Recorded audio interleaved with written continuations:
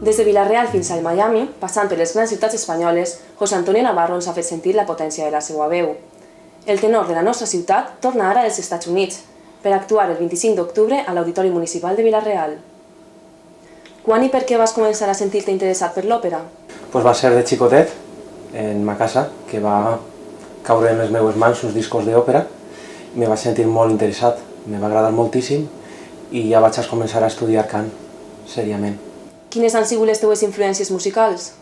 Pues m'ha sentit molt identificat en algunes veus, sobretot la del tenor català Josep Carreras, que m'agrada molt com interpreta, com declama el cant, i per a mi és tot un referent. I és un dels cantants que més admire. En el teu dia a dia, què tipus de música escoltes?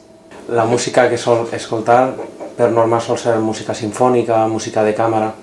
Molt poques vegades escolte òpera, però quan escolte òpera per norma sempre escolte veus que no tenen que veure en la meva corda.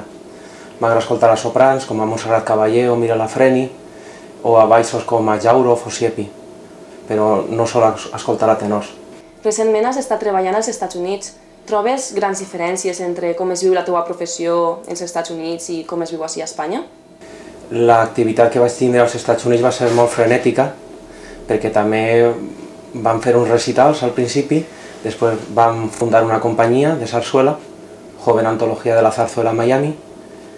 La vaig fundar amb un company, un baríton, Giancarlo Brunet, i vam començar a fer recitals, programar concerts cada 40 dies, a banda de també fer concerts i actuacions per altres companyies que ens contractaven, com vaig fer en la Miami Lyric Opera, el Boro de la Madame Butterfly, un concert de sarsuela espanyola i sarsuela cubana a la Universitat de Miami, i tots els recitals que nosaltres vam organitzar, així com un concert Verdi i Puccini en l'Auditori Aventura de Miami també.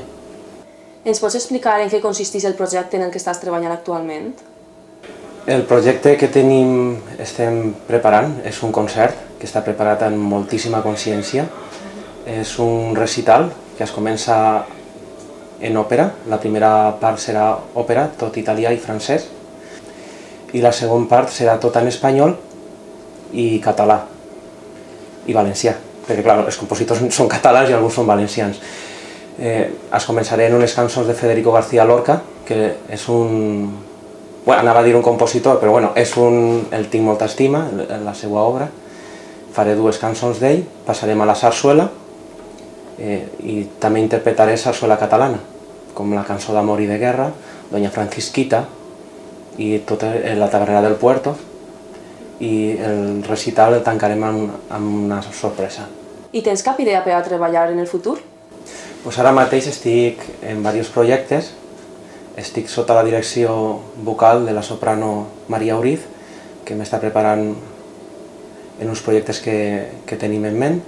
També estic preparant per fer unes gravacions en estudi, que més endavant presentaré, i que millor que a lo millor presentar-les així a l'auditori de la meva ciutat.